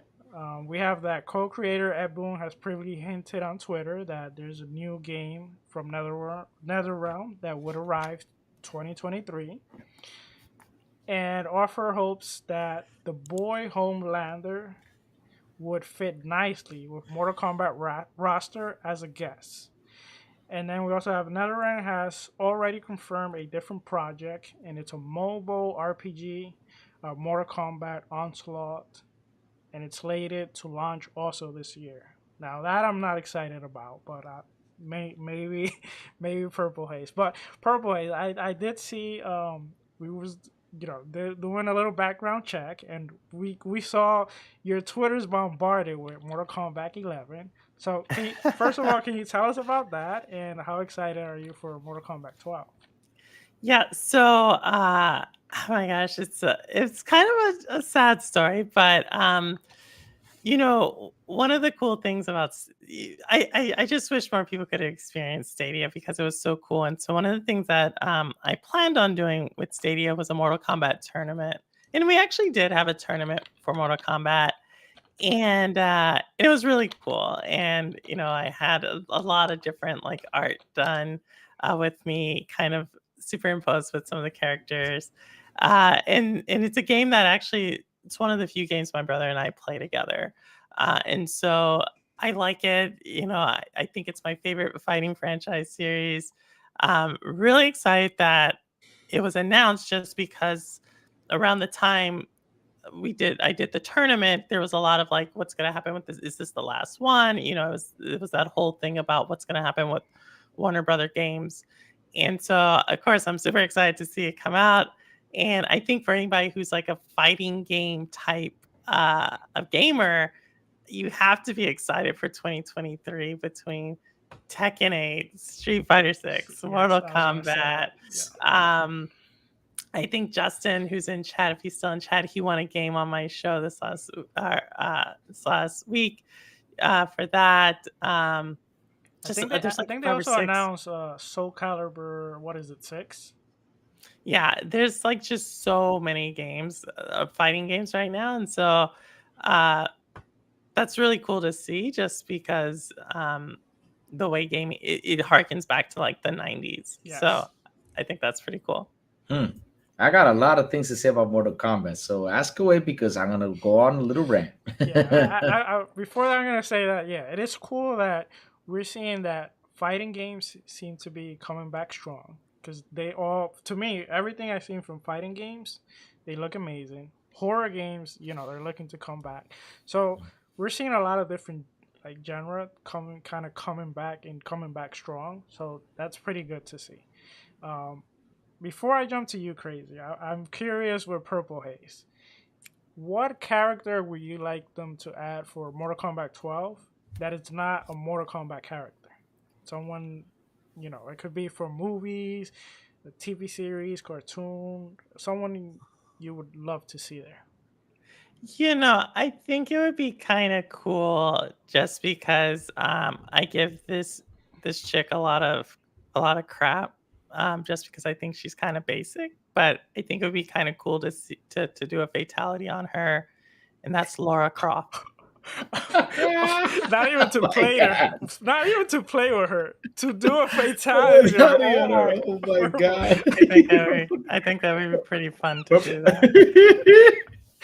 Purple came out hard. May I ask you, did you have bad experience playing Tomb Raider? Did you ever get caught in one of those puzzles for too long, and that's why? No, I actually streamed Tomb Raider. I thought it was an enjoyable game. I just think Lara, I don't even know how to say her name. I don't, there's a lot of stuff I don't approve of in her lifestyle choices or her clothing attire, but I just think she's kind of basic. She just has an accent, and everybody's like, "Oh my gosh, Lara Croft!" And so I just want to slap that chick one time. Oh man. Oh my god! Oh man! Oh my god! I don't know. Oh man, pretty Slap aggressive Lara there. Croft. Crazy. Pretty aggressive, I yeah. hope you're not that aggressive. Oh man, I gotta get a little bit aggressive. But I have a question for Purple. Purple, which Mortal Kombat you like better the way it played? Mortal Kombat X or Mortal Kombat 11? 10 or 11. So Yeah. I'm not a huge Mortal Kombat. Like, I'm not gonna say I'm Okay. amazing, but I liked the play. I hear a lot of people liking 9 and 10, right? A lot of people really gravitated towards those, and I would hear most people say that. Um, but I think the campaign mode of 11 was cool, and so I like that about it. Yeah, I'll be honest with you. If you ask me which Mortal Kombat for me is better, I have this discussion with a bunch of friends because we're big Mortal Kombat fans. I love Mortal Kombat to death. And the thing is, when Mortal Kombat 11 came out, I didn't pay that much attention to it. Only the campaign, and the campaign to Mortal Kombat 11 was pretty good. I loved it, but the fighting, I just didn't like it because I love the way Mortal Kombat X played. Because Mortal Kombat X, if you did not want to leave the person like to breathe, you couldn't leave him to breathe because you came running at him and beat him up and smash him everywhere. With Mortal Kombat 11, it was a little bit much too slow, like much a little bit too technical, kind of like Street Fighter. But I love the way the X played. X was just too hyped up, too turbo-ish, and too fast. I mean, all of a sudden you're recovering and you see the person right on top of you beating you up, and like, oh my god, he's right on top of me. And that's what I loved about Mortal Kombat X. But 11 was like, I found it pretty slow. And for character Sourblow, what characters I would love to see in Mortal Kombat? Oh man, I got a list of characters. I mean, I'll tell you one. Let's start with Hellraiser. We got to get Pinhead in that game. Pinhead deserves to be Mortal Kombat, especially since he's got all those cool feats, all those cool things with the hooks and everything. He deserves to be Mortal Kombat 12. You got also Michael Myers. You got to bring him in there because Michael Myers does deserve a chance to be in that game. Michael Myers, Halloween character, pretty cool stuff. And T1000, because I did not understand why they added Terminator into that and RoboCop, because RoboCop was pretty slow and Terminator was like, okay, but I would rather add T1000. T1000's got the blades, got all the cool stuff. Pretty cool fatalities can come out of that. And wow, who else can we add at that game? Nah, Scream is not a good character to be adding on there. But yeah, I'll leave it to that. But it would be interesting, to see what they're gonna bring on this one because man. Would you guys love to see Mortal Kombat versus Killer Instinct? I don't know. I mean, like I said, I just want to clarify something with, we already talked about Lara Croft, in this. I just you don't have to answer to the chat. So like if a raptor is gonna bite her and chew her head off, I'm all for it if we had Killer Instinct. But I just want y'all to realize, like, this chick is not your friend. You don't want to be her friend. If you're her friend, she's gonna get you killed. Okay? They send a plane after her because she got lost. The pilots die. Right? This dude has a crush on her. He ends up dying for her. Right? Like, there's nothing this chick does that's good. Like, it's the typical. She's just basic, and I hope you can see through her toxicity. All right. Let me ask you this though: what character do you would you say it's kind of like the opposite of her, like that you really like? You would say that that's a good role model, or that's like a video game character. A video game character who's opposite Lara Croft?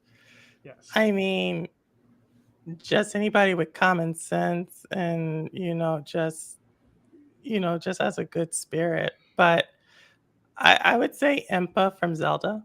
That's a good character. Like if y'all have ever played with Impa, she's like solid. She's smart. She can handle herself. She doesn't cry and then get people killed. I mean, I think like if Lara Croft's tears were a weapon, like humanity would be doomed, because that stuff just kills people. Like, Oh, she just starts crying, and then she starts hearkening back to the dude, like her mentor who is banging her friend. The whole thing is actually pretty disgusting with her. And then she gets mental problems, right? Because she got her friends killed. And I'm supposed to feel bad for this chick? No, like that you chose that career. all right. Well, Wow. talking about character, female character, the other title that we do know from Warner Brother is actually Monolith Studio is working on a Wonder Woman game. So my question to you, I guess, going off of this, what do you think of Wonder Woman as a character? Is that a character that is a role model, or Wonder Woman's solid. I mean, I man, there's a lot of like problematic stuff in media with women characters. So I may like try to pick someone. Let's pick someone else. But I think she's solid. I mean, she's okay. Like okay? maybe let's use Samus if we want to go with women. All right. Like Samus is solid. Um, there's a couple of other ones, but yeah, you know. But it's cool. Like I don't judge people if they like Laura. I'll just say it like that. I just because I've already judged you. But that's a different story. All right. Well, let's jump to our next main topic because I see what Doctor is doing. Doctor, you're toxic. You're toxic, man. Doc is he. I am being really good right now. No problem with you, Purple Haze. Don't worry. Um, but anyway, we had a very nice interview from Phil Spencer, Mhm. in which there were several key points that were spotted in this interview. We had Phil Spencer. He kind of mentioned that he asked Mikami that he would like to know how to improve on Xbox Japan, which is a market that we can say definitely that Xbox has struggled throughout the years. And it's nice to see that, he actually asked Mikami, someone that's a veteran there, someone that has had lots of success, how can they fix this? Which, that's if you want to ask anybody, that's a great person to start with. So that happened in the interview. Phil Spencer also mentioned that actually, well, today, if we think about it, today he was going to visit Ninja Theory, which is a studio that I'm super hyped for the work they're doing there. We also had him talk about Call of Duty, which he says that Call of Duty will be everywhere. He talked about the push for the ABK merger deal, which they're pushing for mobile. They also talked about Starfield exclusivity. They talked about future announcements, and they also talk about the evolution of Fable. Now, I'm gonna start first with Xbox Japan. Like I mentioned, they've been struggling and they're asking for advice, and there's a market that they're losing strongly. Purple Haze, is there anything that you feel that can can at least I wouldn't say like make change them like drastically, but at least kind of like push them in the right step towards engaging more with the Japan market and maybe bringing things closer in that market.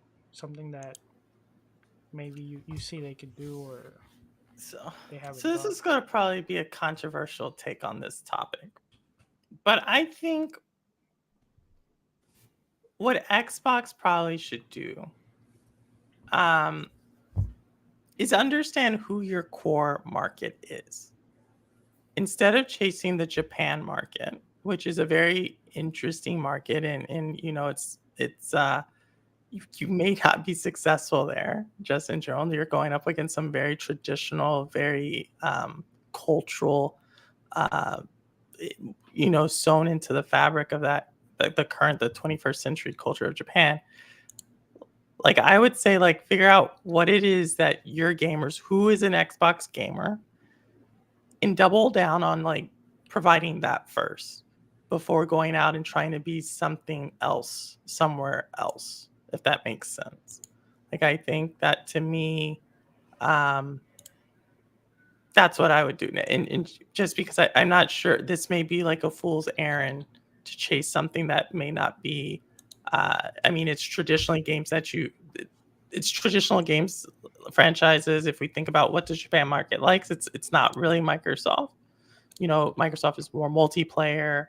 Microsoft is more kind of really pushing the power. I think Japan is it's just a different type of market. So that's my take on it. But if he had to, I mean, yeah, I don't know. That's what I would tell him. That's what I would personally tell him. Nice. What about you, Crazy? What do you feel Xbox need to improve in order to engage with that, Japanese market? Simple and easy. Not only Japanese, everywhere. They need to work on their publicity. They got to get that down. Sony has got the publicity really good, really nice and down, and Xbox really needs to work on that. They really need to sit down, figure out where to go, what to do with their publicity. That's something they got to work on, not only in Japan, all over the world. They got to really do that. That's something they got to work on. Because Sony, why are they leaders? It's because of the way they do the publicity. I mean, they're everywhere. Everywhere you go, you see everything has to do with Sony. I mean, even here in Dominican Republic, you see that when you go buy a phone, they even got PlayStation 5s, for you to go and get. Like I said, publicity is everything. If Xbox works on that, man, they'll be on the other side. They got to do that, which I'm happy they actually, started doing it with the showcase they did. And yeah, they're being more, they're showing more communication, which is really important. So I hope that they really figure that out soon and start really powerful in that publicity. Go. And maybe and I would also say that, like, I think if you typically talk to game developers, they usually know like what a market wants. I think the only thing I would add is, I think it's kind of interesting. We talked about a couple of studios recently, studio heads who've left Xbox to form their own studios. We talked about Maverick earlier. Obviously, historically, we could have talked about Bungie. We could have talked about, there's numerous stories of that. I would say potentially take some more risk with letting your own studios do what they want to do for once. I think when we talked about Hi-Fi Rush, that was probably something that was in development prior to the acquisition of Bethesda. And so, like, and you see what happened there. Would that game have been greenlighted had it not? I don't know. But that's what I would say. Like, even if, I see in chat right now, some people are saying like, well, maybe it's like American gamers or Xbox gamers who want that Japanese experience. Okay, then you have some creative teams there. You have some really great teams, really great developers. So, like, let them unleash them. Yeah, yeah, I agree with both of you guys. You both brought great points. I also think that something that they have been doing good is bringing more of those games that unfortunately they had been skipping the Xbox console, and they are very keen and very big on the Japanese market. Crazy, that's you. That's very loud. Oh, was it? But, sorry about that. That's fine. Yeah, they need to continue to do this. And another thing, like you mentioned, give the studios, creative freedom to create the games that they want to create. I think in a way they have been doing great, but then in another, like, it's almost like this is something in general that Xbox needs to fix. It's almost like they give 2 steps forward and then they always do a step backwards, and then they have to like kind of like restart again. Like, for example, like okay, if you're gonna give your teams creative freedom to create the games that they want to create, they're gonna be some of these games that they're going to be successful. I think most of them will be eventually. If you give them creative freedom, you give them resources, I think most of them will be successful in their own way. But there are going to be times that some of them will backfire. You got to be willing to, you know, to own that and take that risk if you really want them to thrive. Just because, like, you know, you give team creative freedom and maybe they create this game and that game isn't as popular or doesn't sell as much or doesn't has the engagement you thought it would have, don't stop it there. Like, we've seen good examples, like for example with Rare, they wanted to create Sea of Thieves. Unfortunately, I think they kind of rushed that a little bit and they released it, and you know, it didn't have the engagement they thought it will, but they continue to support them. They continue to add on to the game, and now the game is probably one of the most successful for Xbox, and they need to do that more with the other team. Yeah.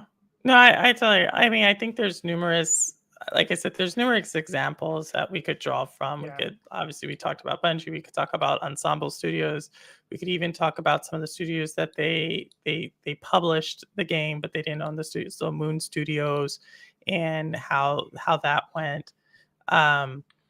So, but I don't know if it's an Xbox issue as much as it's a Microsoft issue, right? I Yeah. think like that's the thing about big tech. A lot of times they're not the most creative companies. Like if you think about the most successful tech companies, a lot of them, it's like they do the same thing. Like, not to call it out, but Apple, like, it's not really taking a lot of risk there. I also think So they've been pretty unlucky too, because for example with Moon Studio, I think the problem there was what happened afterward. They got into some, you know, there were some issues with the studio. I'm not gonna jump into that right now, but I think because of that, they kind of like stepped away from them, you know, and decided to, you know, part away. Um, but yeah, that's something. The other thing that I wanted to touch on this interview is, so we seen everything about well, we're gonna talk about the acquisition next, the AVK deal, which, you know, news continue to come in. But one other thing that I wanted to touch is real quick, the Starfield exclusivity. Like, I'm still mind blown that, you know, we're still talking about this, because if it were to been, you know, we would have flipped the coin around and Sony would have purchased Bethesda, I'm pretty certain that no one would have been asking if Starfield would be exclusive or not. So it's amazing that we are like years away from the acquisition and we're still talking about this. So he did talk about, you know, him wanted to expand everywhere. That's why mobile is a big push for them. But he also mentioned, you know, that like every console, they will have their exclusive. So let me start with you, Crazy. Do you think that you know, Microsoft should just forget about exclusivity at all? Like 100% just ignore exclusivity, just bring the games everywhere, or do you think they need to have their own exclusive in order to compete in the market? In a happy world, right? In a happy, peaceful, beautiful world, we would love for all the games to be everywhere. That's something we as users would love. You know, I'll be honest with you. I want to play Mario on my Xbox. I don't know if people don't want to play Mario on their Xbox. I want to play Mario on my Xbox. I want to play Mario or Zelda on my Xbox or Zelda on PC. I want to be able to do that. You know, I I, I wish I could do that. But exclusivity is super important. Why? Because it makes you go ahead and buy the console for the games you want to play, like that's in that console. For example, you got what's it called? You got God of War. um God of War is something that's big, and it's something that pulls people into that console, right?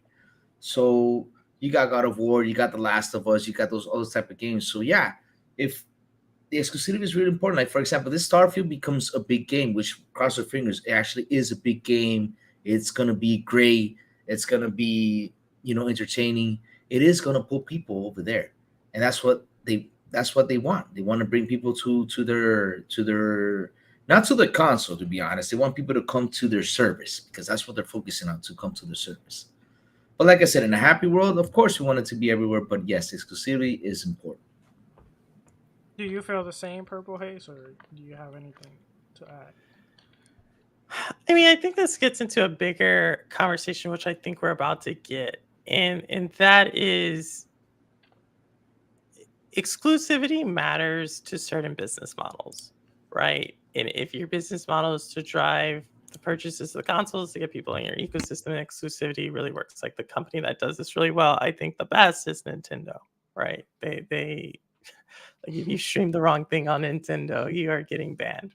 So, um, but at the same time, I think the gaming industry is moving in a different direction, and I think the model that Microsoft has built itself around with gaming, which is subscriptions, is actually an outdated model. And so, how do you, if the industry is moving towards this thing of games as a service, how does that live with that? I don't know. Um, so yeah, I think exclusivity matters in the right context. I think games as a service matters in the right type of context, and in subscriptions, I think there's a right way to do it, and potentially a less right way to do it. I mean, look, we got subscriptions about everything right now. You even got a subscription to go to the bathroom right now. It's insane how many everything is a freaking subscription right now. Everything, Yeah, it's crazy. subscription. I think, but you have to look at those subscriptions, right? I continue to hear people always talk about subscriptions and how they're everywhere. So we mentioned some earlier, right? We Hmm. we mentioned um, HBO Now, correct? Yeah, HBO now is not doing that well. Like, yes, they had The Last of Us, but if you look at his like over the last 2 years, there's been a lot of pressure on that to where they were about to scrap HBO Now, right? no. They laid off that entire team. If you look at Netflix, like, yes, Netflix turned the corner, but it's nowhere close to the investment in the hype around that model is also under consider is under pressure. Disney Plus is also under pressure. Amazon doesn't even mention their subscription models and what that is. Like, I think there's a real thing of subscriptions fatigue. But the thing about gaming that is even more so is if we look at the most popular games, and I've talked about this before, the most profitable games, the top 10, are all games as a service, which are all free to play. How does a subscription model play? Like, how are you going to get someone to pay for something that they're getting for free? Right? Like, you see this across the board. Like, you're starting to see this in other parts of media.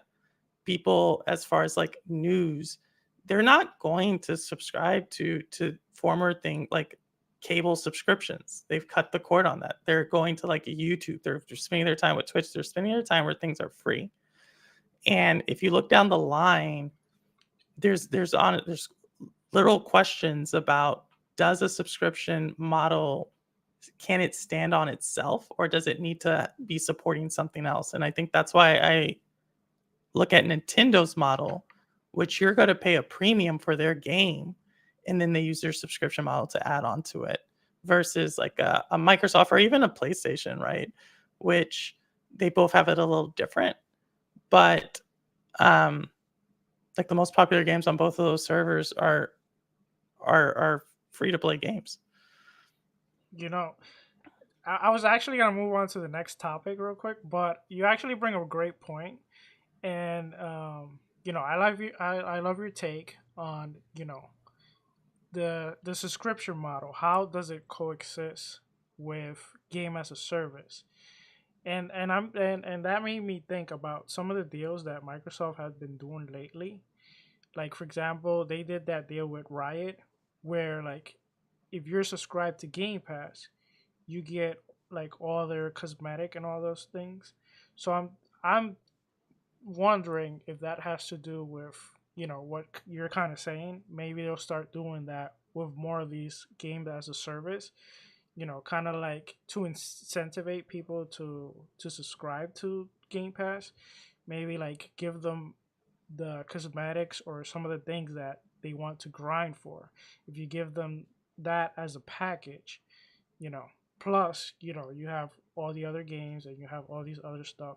If maybe that will incentivize them more, and then once you bring them into the ecosystem, because all they want is to bring them into that ecosystem, so then they can kind of try to retain them.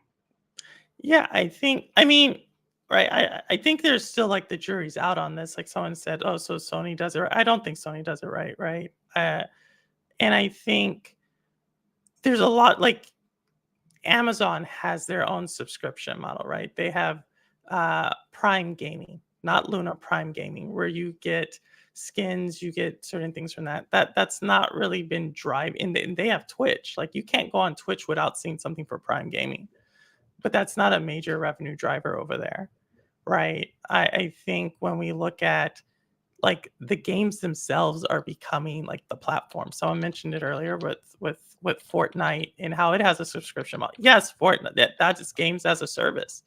But as you're talking about an entire ecosystem subscription model, more gaming hours are put into single games. Like there is the type of gamer who it's like food. There's some gamers who are buffet eaters, but for the most part, gamers are going to like a few titles and staying there, and those titles are free. So how do you? I still think that the jury's out on how does this work. Yeah, that's a pretty interesting topic. Honestly, like we can do a whole podcast about that. It's really interesting. Put that on cue so we can do a podcast one day on that. Oh yeah, Oh we'll bring yeah, Purple we Hazer. gotta bring Purple in here to talk about that for two. Yep. Are you down for that, Purple? I'm down for it. All right. Awesome. We'll block. I think I said Google poll. I wasn't trying. I just that's the state of the gaming industry right now. Yeah. Well, speaking about the gaming industry, we have more updates on the whole ABK merger deal. So I'm gonna try to go by them quickly. This is our last topic. We started with last week, which Microsoft and other gaming businesses in the industry, and some of the key points we learned actually that day. One, we had Microsoft signed a 10-year legal deal with Nintendo to bring Call of Duties to Nintendo players. We also then received the announcement that same day that they also struck a deal with NVIDIA in order to bring not only Call of Duties, but all Xbox games that are in PC to NVIDIA Cloud Gaming Service. Yeah, and that service, as of now, has more than 25 million players. Brad Smith also, in defending his case, or at least, presenting his case, he mentioned how Sony owns 80% of the market, and it was very controversial because he presented a graphic that kind of looked like Pac-Man, which just showed PlayStation and Xbox, and everyone was wondering, oh, why they left Nintendo out, which I believe it's because Sony tried to also exclude Nintendo. So Microsoft kind of played it that way, I guess. I think they left them out because since Nintendo did not go against the deal, so it's interesting that it just puts on. Well, not interesting, but basically that's how it is. Since Sony went against the deal, exactly, of course, they're gonna just talk about Sony. Why add Nintendo to it? Because Nintendo peacefully and happily said, "Go for it." Yeah, the thing is, like, Sony is the only one. Well, not the only one, but the major one that's against the deal. Mm-hmm. And they also mentioned, that Call of Duty wouldn't affect Nintendo because, they basically what they said was Nintendo's for kids. That's kind of like they said in short words. So that's why, like, I guess Microsoft was like, okay, so if you want to leave Nintendo out of it, we're gonna use this Pac-Man graphic and leave them out of there just to show your dominance over us. They also talked about, Brad Smith talked a lot about this, bringing Call of Duty to more than 150 million players. That's basically was one of the main things he mentioned. He said that Call of Duty currently right now is available to 120 million devices or players, and How much? How much is it? 150 million? 120 million. Oh, okay. And if the deals go through, it will be available to 150 million more. It says devices, but I believe it's people. So, Which it's easy. Just do the math. I mean, all you gotta add how much Nintendo Switch have been sold plus Yeah, the yeah. Nvidia deal that's close to 150 million. yeah, that's what Yeah. he's talking about. Mm. So that's what happened, last week. And then the information we just received today is, I don't know if it's 100%, but I saw some document, is that it looks like Sony attempt to stop Microsoft's subpoena was mostly denied. And what we got out of the document is that all license agreement with third part, this is the information that Sony would need to provide. All licenses agreement with third parties since 2019. Info on Jim Bryan ABK declaration from December 22. Their lawyer external comms and documents from executive of financial and global strategy. So basically that last part is they need to present the documents that they have been trying not to show. So that's kind of interesting because Sony has been doing a lot of these like third-party exclusivity deal. So I'm wondering if that will kind of backfire to them, for the ABK deal, because one of the things they have been fighting against a lot is, okay, we need Call of Duty, and Microsoft can make Call of Duty exclusive or take it away from more players. But then if you show the FTC the other way around, that you have been kind of like taking games away from other players, that can kind of backfire on them. And I'm wondering if they could be like, if Microsoft could come around and be like, hey, listen, these guys have been being like anti-competitive. We want to sue them. I'm wondering if they can do that. But Purple Haze, what's your take on the whole ABK deal? I mean, I don't know. Like, I think Louis knows kind of how I take, like, 'cause several people in chat know how I take this. And I think it's not a popular opinion. I don't think this deal goes through, but it has nothing, it has more to do, I think, if you take a step back, sure. Like, I think if Microsoft and Activision Blizzard want the deal to go through and they stick the course, it's gonna go through. Like, right. My whole analysis on this, though, is that I made a video on this. Is that I don't like people continue to say they continue to look at Sony and Sony's gonna do this. Like, Sony's not like this is ridiculous to like it's an easy. Okay, we're gonna spend a few $1,000,000 to delay as much as we can. That's gonna McDonald's versus Burger King, Coke versus Pepsi, Google versus Microsoft. This is just par for the course. Yeah. But I don't think enough people actually look at another side of why deals actually fall through. Right? It's not because of regulatory pressure. Like, regulators, their deal isn't necessarily to stop a deal.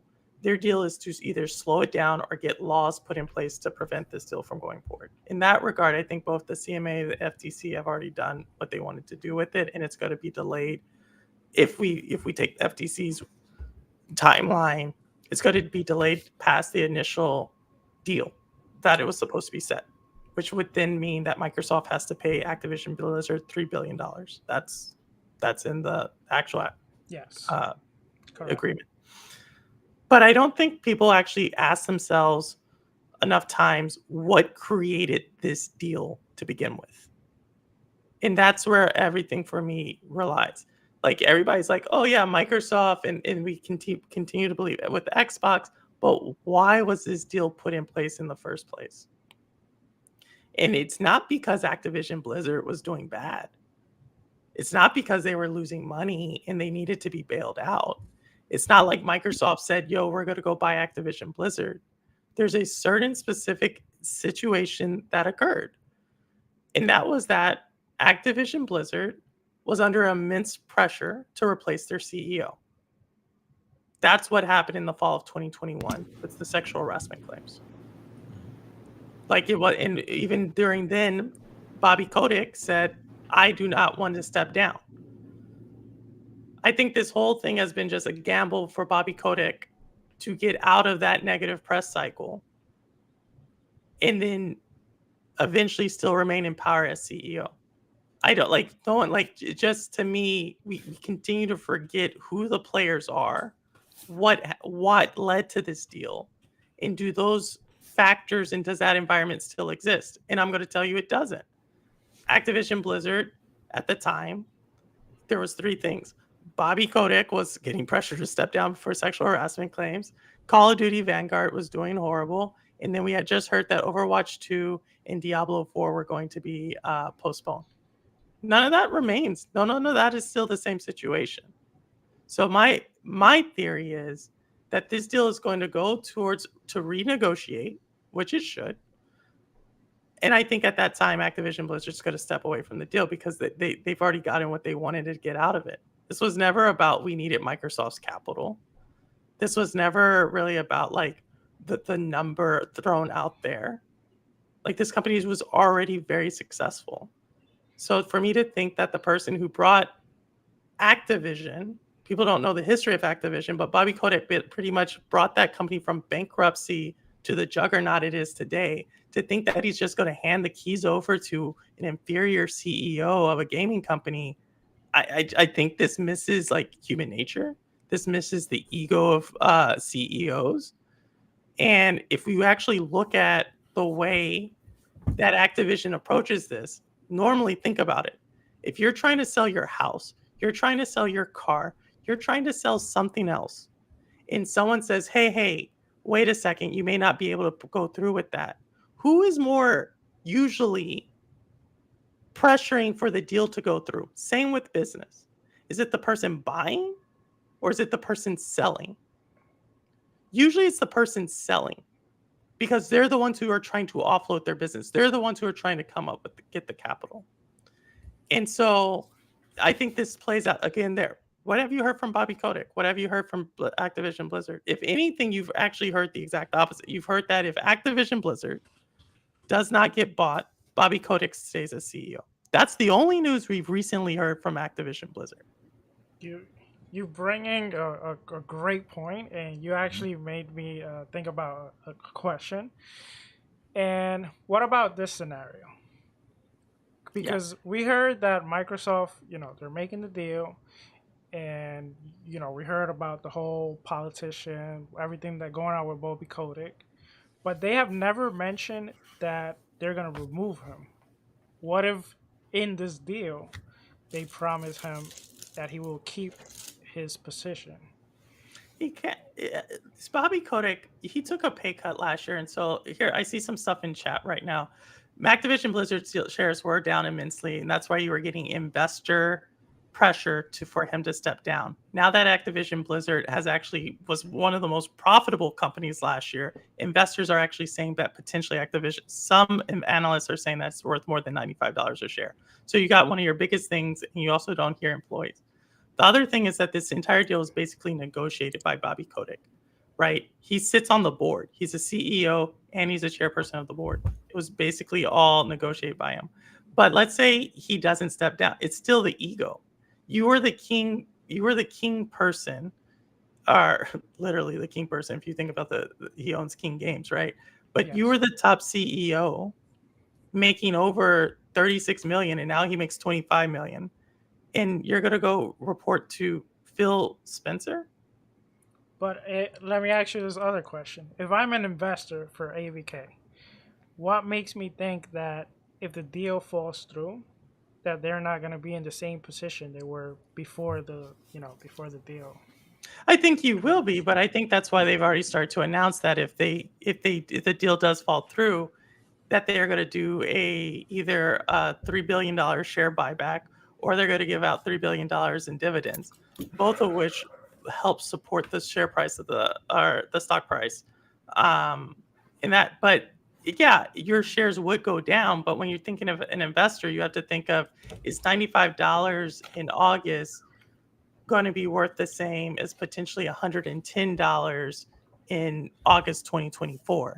That's the type of math you have to do as an investor. And when you think of what the tailwinds that are pushing that forward, you already have Call of Duty and the massive franchise that's doing. You're about to come out with Diablo 4. You have a couple of other franchises there. And oh, by the way, like I said, as far as game companies go, especially AAA games, they are AAA studios. They were one of the top ones last year. So you have to think that when interest rates start to drop again, that they're going to ride that wave up again. Like, that's the kind of calculus. But it's not just me who's thinking this, right? When you announce a deal to say a company's going to buy someone else for $95 a share, usually the share price jumps to $95, right? The share price right now is at 76, 75, somewhere in there. So this is actually the people whose job it is to analyze these companies, to take advantage of arbitrage opportunities, are also hedging their bets and saying it's not there. And actually, the Oracle of Omaha, right? Warren Buffett, he just announced last week that they decreased their position in Activision Blizzard. So again, this is a lot of people whose job it is to scrutinize this, because their job is to make money off of deals like this. They all second guess it. And my guess is it's not because the regulators are going to decline it. My guess is because they're starting to understand that potentially the parties aren't going to go through with the deal. So let me ask you this question, though. If there's the scenario, let's say the FTC, the regulators, they come to an agreement and they said, we approve the deal. What would be the step? Because you seem to know, more. So fun speculation. Let me see. Do you think Bobby Kotick will be like, okay, I never mind, I don't want to do the deal, or what would be the action for them to like break the deal then? Well, they have to renegotiate it. If the deal does not close, it doesn't. They have to renegotiate it no matter what. Even if they said no, we want both side parties say we want this deal to go through, they have to renegotiate it, because the terms are only good for 18 months. So no matter what, Activision Blizzard would get $3 billion and they would renegotiate it again, right? So, but at that point, right, Activision Blizzard can easily just say, no, we're going to step away from this deal, right? It's no longer in our benefit of our shareholder value. We think we're worth more than $95 a share. And if they can prove that on paper, that happens. And to people's point, yes, the shares have been trading based upon the feelings of the deal. But if it's so sure, there is Wall Street, and many of those institutional investors have lowered their exposure to Activision Blizzard on the chance that they understand that it's going to probably drop and then eventually build back up after interest rates start going down. So here's the thing, though, that I'm kind of lost about something, though, because basically this is how the deal went through. Bobby Kotick called Phil and he said, hey, we're willing to sell Activision Blizzard. Are you interested? He didn't. Phil called Bobby Kotick. No. It was the other way around. Bobby actually was the one who called Phil. It's not. That you can read this. You can actually read this in the agreement. They talk about it the entire way. Bobby Kotick Phil Spencer reached out to Bobby Kotick. I think it was the other way around. I'll look into it. But the thing is, after Bobby Kotick and they negotiated, the thing is, the shareholders, 98% agreed to this deal too. They said, go for it. 2% said no. So it's interesting the tick you're going through, right? It's interesting what you're saying, because, stuff can happen, we know, along the way. But the thing is, everybody's agreeing to this deal. Everybody says, yes, let's go for it. Shareholders said all the way yes. Bobby Kotick said yes. So if the deal does go through, which we can imagine it will, or I'm thinking it will go through, because, everything is going to that positive line. but things can turn around. We don't know that yet, but it can happen. But I'm feeling positive it will go through. So when it does go through, Bobby Kotick staying on there, I think not. I think he's just gonna step away because what I'm seeing and I'm seeing from him is that he just doesn't want to keep on going with this thing, but he wants to step down or lead this thing, but he wants to lead it with the money he wants to be paid for, the money he gets because he has actions in there, right? And so he wants But to he get already, what? but he already had a golden parachute, though. You Oh, see I know. that? See, so that's Yeah. the thing. Like to say that, like once again, I base it off of human emotion on this. Like, right, when we think about human emotion, most people in power with money, when they have an option of more money or staying in power, they usually choose to stay in power. This happened to President Trump. This happens to like Donald Sterling in basketball. This happens multiple times over and over. Very few times do they pick the golden parachute. It's just because of ego. Now, do I have a bias? Of course, everybody has a bias, right? But I think it's healthy to have a different opinion about something else going on, right? A different take of how this looks. Like, obviously, I'm not the only person who thinks that potentially this deal would not go through. Again, I look at the share price of Activision Blizzard right now, today, and I look at what the premium is. If you truly believe that this deal is going to go through in the next 6 months, then I tell you, go buy your shares at $76 so it can go to $95. Everybody would jump on that arbitrage opportunity 10 out of 10 times. But obviously that there's something there that's holding them back. I don't think the laws are in place for the FTC to reject it. And I don't think necessarily the laws are in place for the CMA to reject it when it's all said and done. What I do think could happen, like I said, is I could make a very strong argument why Activision Blizzard would do it based upon personalities. I could probably also make an argument why this probably doesn't make sense for Microsoft to do this anymore either. Like, once again, Microsoft probably will go through with again. But you could make an argument that when the deal was initially struck in January 2021, we weren't going through a recession. Interest rates doesn't really matter because you're paying through it with all cash. So I get that. But you also hadn't laid off employees, right? And if you have to go through another round of employees laying off, that does not look, usually you're not buying things just because of the bad look it makes. Also, regulatory pressure. If you now go through this and you push it through, all of your business units are under regulatory pressure more so than they have been in the last few decades, just because when we look at it, when we talk about big tech, we don't talk about Microsoft normally. But probably the biggest thing that I think, if you're Microsoft, not Xbox, right? Xbox, I think, absolutely needs this deal to go, not doesn't need it, but is in favor. Phil Spencer, 100%. But if you're Microsoft, and I continue to say it, probably the biggest threat to this deal is something like Chat GPT. Why is Chat GPT a threat to it? Is because Microsoft invests a fraction of what they're paying for the Activision Blizzard deal for Chat GPT. The entire tech industry at that point responds to that investment, where you see Google launching Bard ahead of schedule, so much so that Google shares have dropped almost 12% in the last 2 months or last month because of that. You see Amazon rushing to launch it. Everybody's trying to catch ChatGPT. And oh, by the way, the search market is larger than the gaming market. And so if you can do something where Bing traditionally has faltered and you can put pressure on the biggest search engines, yeah, you probably are looking like, why are we investing in the gaming industry, which is already saturated, which is starting to move away from a subscription model, which we already said is probably some type of games as a service model. Regardless of what you think, you have to think that the gaming industry isn't growing as big as what your opportunity is with ChatGPT and search. I think there's multiple reasons to be more like if when you step back, not saying like we need this on Game Pass to make the service better, like the gamer side of it, 100%. But when you step back from it and look at it from like what's actually happening, there's a lot more reasons to think, well, this isn't 100% sure.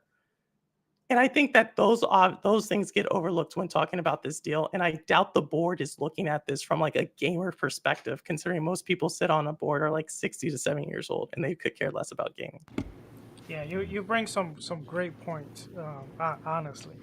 But I want to step away a little bit of what do we think is gonna happen, and I actually want to ask you: do you think this deal is it good for gaming, or you don't think it's good for gaming? The deal itself, like if the deal would be able to be made, do you think this is bad for gaming in the future, or do you think this is not good for gaming in the future? I think this is. I'd be curious what y'all say. So when I hear something like this, it reminds me of like the 20. If you follow basketball, the 2012 Miami Heat, or this reminds me of the 2016-27 Golden State Warriors.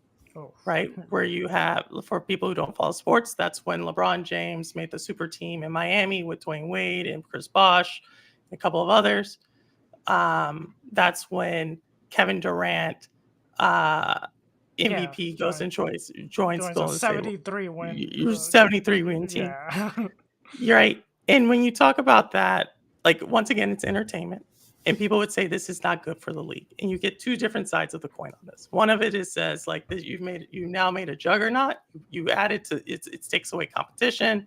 And one side of it says no, now the competition has to do more to keep up, right?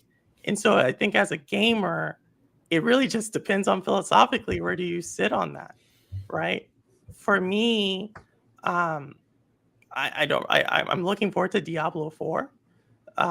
Do I think this deal has any impact on Diablo 4? I don't know. Just because like when if Diablo 5 were ever to come out based upon timing, that probably wouldn't be for another 8 to 10 years to begin with. So like, I'm excited from that. But I think you have to decide like which one during those events, which side of the coin were you on? And I think that has to be kind of the same pattern you have to take on this one. Yeah. Personally for me, before I go to crazy, I think this deal could go either way. Like, is it good for gaming? Because, we got to take into account the factor that, Sony PlayStation, for example, is definitely way ahead of Xbox in many avenues. And so is Nintendo. We talked about the dominance Nintendo have, in terms of exclusivity. You basically buy a Nintendo to play Nintendo games. And we see the sales that they're having right now. Now, the thing with Xbox is, like you mentioned, their market is currently the subscription. Now, we don't know that it's kind of a risk they're taking. It could be successful. It could not be successful. If that's the avenue that gaming takes within the next, let's say, 10 years or so, then this deal could really hurt, the other two companies if it goes through, because, having all these games plus all the games they already have, then it's really going to hurt, But if we kind of stay the same, like how we are right now, I kind of like that because we kind of have options. And if you look, every console kind of like has their own identity, and I guess they're going their own separate way to kind of tackle the market. Nintendo is basically creating, bringing their exclusive, and they're selling their consoles based on their exclusive, selling their games. And then Sony is kind of bringing more the kind of like AAA experience, like close to movie, and that's kind of their market, and they're kind of like they remind me a little bit like of Apple in a way. That's kind of like the way that I kind of compare them a little bit. They're trying to bring you like we're the premium experience, and then Xbox is more like, okay, we're bringing accessibility, and we're bringing economy to the gamers. So as long as they don't like dominate the market, I think this deal is good for gaming. What about you, Crazy? I don't say something though. I mean, we've been. It's kind of funny that we began XBI, right? And we've been talking about this subject since the beginning. Can you, yeah, probably like in the third episode of Xbox International, we started talking about this topic, Oh, and, and how we've been going with all this. And I'm gonna tell you something though. I'm gonna tell you as a business perspective of things, right? What Sony is doing and the way they are doing it on the business perspective of things, I agree with them. Just the way they are doing it, I don't find it the correct way. You know, they have to have their doubts. Yes, I agree. They have to have their doubts, and of course, they got to get these guys to look into this because I'm gonna tell you something though. If the CMA, FTC, none of these guys don't look at this, what's Microsoft gonna buy next? You know, Microsoft has got the money to buy the whole industry, and we do not want that. As gamers, we do not want that. We want all of these guys to be alive. We want Sony to be alive. We want Nintendo to be alive. We want everybody to continue, and we want them to keep on selling their games, their consoles, because yeah, competition is always good. That is something we want. If this deal is going to go through, and the one thing is what they're saying, how the way they are saying it, and if it sounds good, everything that Microsoft has been saying and what they want to do, it sounds totally good. It's a way, to advance the technology, right? We want games to be played everywhere, just the way Phil Spencer said in the interview. We want games to be played here, there, wherever you want to play them, which is cool. And also a good thing that he mentions was that he wants creators to reach players too. That is something interesting. When he mentions that, I wonder how that's gonna work out, how these developers are gonna reach the players. That's something that's gonna be super interesting. I want to see that happen. I want to see that, um, I want to see how that will evolve and how that would go.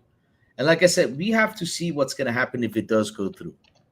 And for me, if it's good, yeah, of course, I agree with the deal. As long as they're saying they're going to do what they're going to do, then I'm 100% with it. On that side of things, I'm 100% with it. That's my thoughts on that. any last take, Purple Haze, before we? No, like I said, I think it's just a philosophical. I don't think I necessarily like. I think that the where the gaming industry is going, like all three consoles are facing existential crisis. When you think about where the money in gaming is and where those companies are, obviously Microsoft has Minecraft, huge thing. ABK has Call of Duty, Warzone, huge thing. But money is going towards games as a service. Like that's the most profitable stuff. And so how do they respond to that? And if this is the way they're going to respond, I respect that, but as far as like, I don't know, it's just games to me. Yeah. Well, Yeah. gaming is, to have fun, but crazy. I think it's time for landing. All right. So let's land the plane. All right. Man, it was a really fun episode. Lots of good Yeah. things to be talked about. Lots of things we got to analyze because, hey, we went super deep. Purple brought some good takes. I don't know. No, Y'all gonna no, ban no, me. Your chat's no, gonna no. ban me. You brought some excellent takes. Something that I love to do is there's certain channels that I do like to follow that they bring different perspective, and I like that. For example, I can say it here. I don't know if anyone's gonna get pissed, but I love listening to Sacred Symbol, which is a PlayStation podcast. And I like it because it brings a different perspective of what I think. I might think something is correct, and then I might listen to them, and they might bring something up that I never thought about, and I'm like, wow, that makes sense. Or no, I don't agree with that. But at the end of the day, it's opinions based. Some of them are based on facts. Some of them is you just conclude based on your knowledge, but everyone has different ways to get into your own opinion. So it's interesting. So I loved your takes today. Yeah, it was pretty awesome because again, there's a bunch of people always agreeing, and it's always good to find somebody that has their own opinion about things. It's always nice to express it, no matter what. It's always good, and I love listening to this stuff, because you brought interesting stuff to the table, which because you're looking at your perspective of a thing that could happen. It could happen. It could. So yeah, everything was interesting. Really, really, Purple. Thank you so much. Really, it was such an awesome episode, Purple. Man, Purple. So everybody, please tell everybody where they can find you playing those horror games, crashing them, and pretty soon you're gonna be playing Zelda because Cammy wants you to play Zelda. Tell everybody. And Ja's here in the chat too. That's hi, Ja. How are you? Welcome. Yeah. So normally you can find me on Thursdays, 8 p.m. Eastern. Doing an interview. I've interviewed Crazy Louie here. Would love to interview, Sourblow, the rest of the crew given the time. This week I'm not doing it. I had a game developer back out at the last minute, or they postponed. They were going to do a game launch announcement, but they haven't done it yet, so I can't interview them. But normally it's either Thursdays 8 p.m. Eastern on my channel. Just look at Purple Haze Gaming. You should find me, or 8 p.m. Eastern on Sundays doing horror games usually. But like I said, coming up, I'll probably be changing it up a little bit for like Zelda or Pikmin or a little something to change it up. So yeah. Hey, all right. Awesome. And Purple, thank you so much for being on the show today.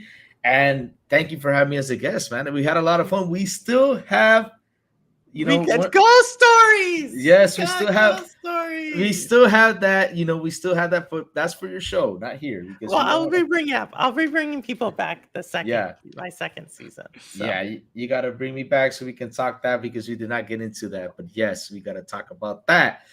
But again, thank you so much for joining us. This was such an awesome episode. Sourblow, dear brother, please tell everybody where they can find you, brother. All right. Well, first of all, thank you so much, Purple Haze, for coming. It was an honor having you here. Amazing time with you. And you can find me, me and the crew, of course, here. But we also are going to upload the episode by Saturday.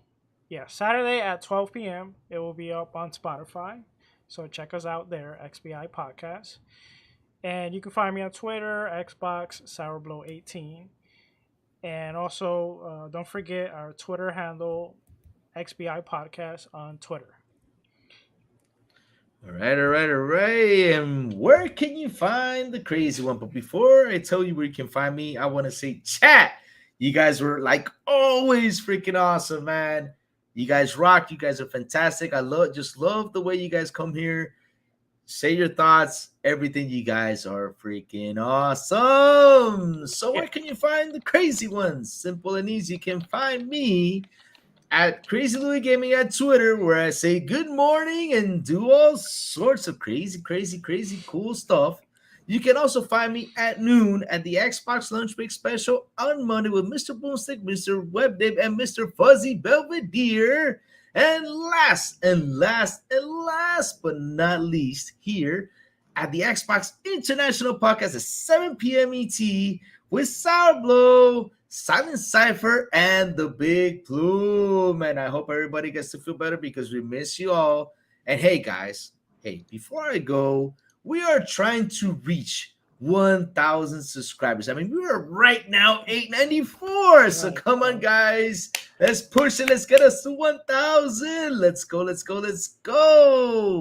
So like I always say, remember. Let's go. Let's rock. And let's get crazy. Yes. See you all next Wednesday. Bye-bye.